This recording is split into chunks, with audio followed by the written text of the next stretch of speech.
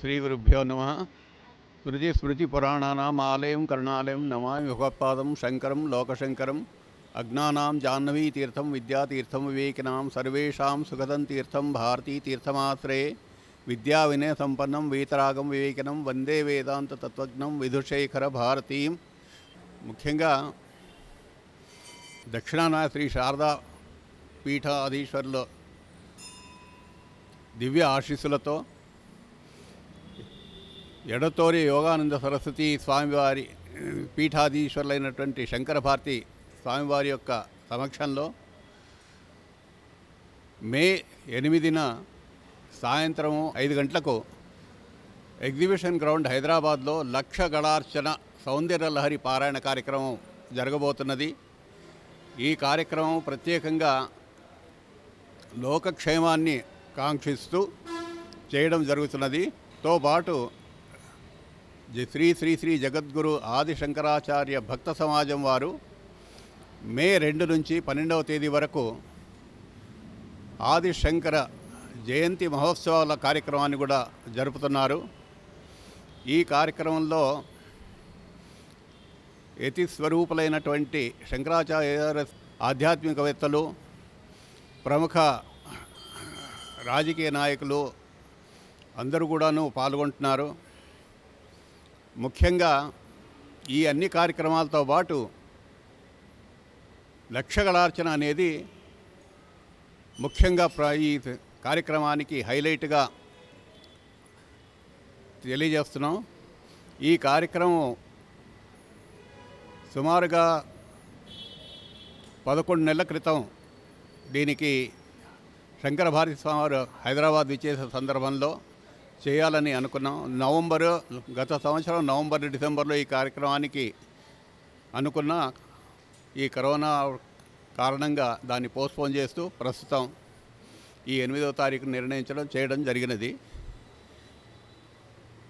ఈ కార్యక్రమానికి భాగ్యనగరంలో ఉన్నటువంటి అనేకులు లింగ భేదము, జాతి భేదము, ఇలాంటి భేదభావాలు లేకుండా ప్రతి ఒక్కరు కూడా ఈ కార్యక్రమంలో పాల్గొనవలసిందిగా కూడా కోరడమైనది.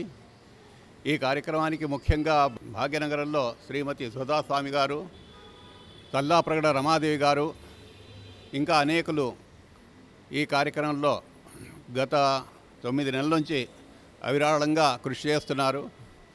వారి యొక్క కృషిని మనం కూడా కొనియాడుతూ ఇంకా ఈ కార్యక్రమం పూర్తి అయ్యేదాకా, దిగ్విజయంగా జరిగేదాకా కూడా మనం అందరం ఏకీకృతంగా నిలబడి ఈ కార్యక్రమాన్ని దిగ్విజయం చేద్దామని ప్రార్థిస్తూ సెలవు. ఇప్పుడు వారు చెప్పినట్లుగా శ్రీ స్వామివారి దివ్య ఆశీస్సులతోటి, వారి యొక్క సంకల్పంతో మనం ఈ లక్షగళార్చన చేసుకుంటున్నాం. దీనిలో ఎంతోమంది తెర వెనుక ప్రత్యేకించి పాటుపడుతూ దీన్ని వ్యాప్తి చేయడానికి ప్రయత్నం చేస్తూ ఉన్నారు. ఇది చాలామంది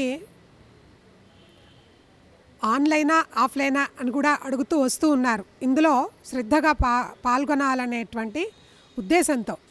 అయితే హైదరాబాద్ నగరవాసులకి ఒక అదృష్టం ఏంటంటే నాంపల్లి ఎగ్జిబిషన్ గ్రౌండ్స్, తర్వాత మనకి సాయంకాలం ప్రదోష వేళ చదవడం అనేటువంటిది ఇంత అద్భుతమైన ప్రకరణ గ్రంథము ప్రదోష వేళ స్వాముల వారి సమక్షంలో ఇంతమంది చదవడము అంటే అది చిన్న విషయం కాదు, చాలా గొప్ప విషయము, వారి సంకల్పం అది.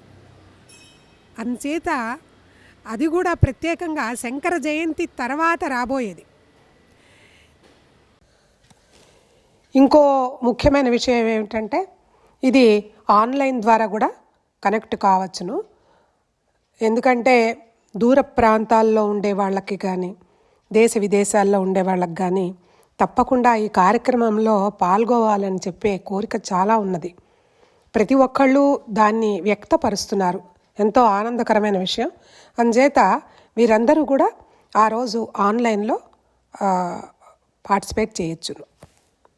దీని వివరాలన్నీ త్వరలో తెలియబడతాయి. ఒక గురువుకి అనేక వేల మంది శిష్యులు ఉంటే అందులో చాలా దగ్గరగా వచ్చిన వారు, గురువుని అనుసరించి నడిచేవారు ఎంతో ఇష్టలయ్యి ఉంటారు. అదేవిధంగా శంకరులు ఎన్ని స్తోత్రాలు, ప్రకరణ గ్రంథాలు ఎన్ని ఇచ్చినప్పటికీ కూడా, ప్రస్థానత్రయానికి భాష్యం ఇచ్చినప్పటికీ కూడా, ఈ సౌందర్య లహరి అంటే వారు ఈ శరీరం ఇక్కడ ఉండగానే కైలాసానికి వెళ్ళి అక్కడ పార్వతీ పరమేశ్వరులని దర్శనం చేసుకొని ఆ భాగ్యాన్ని మనకి అందజేశారు. బహుశా స్వామివారి ఈ ఈ సంకల్పానికి మూల కారణం అది అయ్యి ఉండవచ్చని నేను అనుకుంటున్నాను. ఎందుకంటే చాలామందికి ఒక ప్రశ్న ఉన్నది, ఇన్ని ఉండగా సౌందర్యలహరే లక్షగళంగా ఎందుకు పాడాలి అనేటువంటిది. దీనిలో ఐహికపరమైనటువంటివి, ఆముష్మికపరమైనటువంటివి ఎన్నో లోపల బీజాక్షరాలతోటి నిక్షిప్తం చేసి శ్రీ విద్య మంత్రోపదేశం తీసుకోలేనటువంటి ఎంతోమందికి ఇది దగ్గరగా ఉండేలాగా వారు ఏర్పాటు చేశారు. వారి యొక్క దివ్యాశీస్సులు మనందరి యందు ఉంటాయి. ఇందులో ఇంకొక ముఖ్యమైనటువంటి విషయం ఉంది. స్వామివారి ఆదేశము ప్రత్యేకంగా ఏమిటంటే ఎవరైనా ఈ కార్యక్రమంలో పాల్గొనవచ్చు. అంటే కుల, వర్గ, లింగ భేదాలు లేకుండా, ఎటువంటి అక్షర దోషం లేకుండా, ఉచ్చారణ దోషాలు లేకుండా చూసి చదవగలిగే ప్రతి ఒక్కరూ కూడా దీనిలోని పార్టిసిపేట్ చేయవచ్చును అన్నమాట. అంటే ఇది నాకు రాదు, నేను ఎప్పుడు నోటికి నేర్చుకోలేదు అనాల్సిన అవసరం లేదు.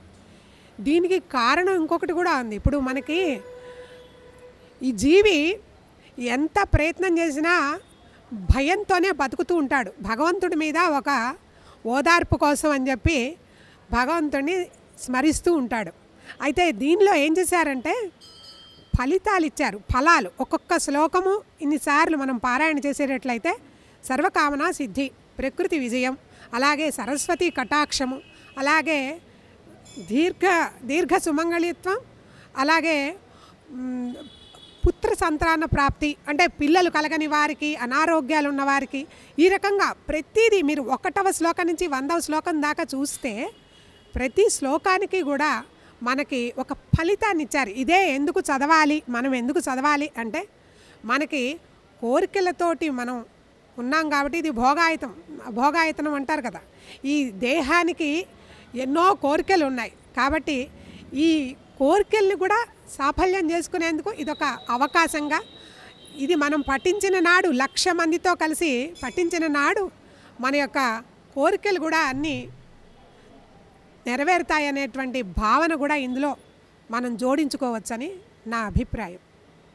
అటువంటి సత్సంగంలో పాలు పంచుకొని, మనకి స్వాముల వారు శంకరాచార్యుల వారు చెప్పినట్లుగా సత్సంగత్వే నిస్సంగత్వం అని, అటువంటి ఇంత మంచి అద్భుతమైనటువంటి సత్సంగంలో మనము ఇహపరంగానే కాకుండా జ్ఞాన మార్గాన్ని అవలంబించడానికి మనకి ఇది ఒక అద్భుతమైన అవకాశంగా భావన చేసుకొని మీరందరూ కూడా తప్పకుండా ఈ కార్యక్రమానికి వచ్చి దీన్ని జయప్రదం చేయాలని కోరుకుంటూ ఉన్నాను.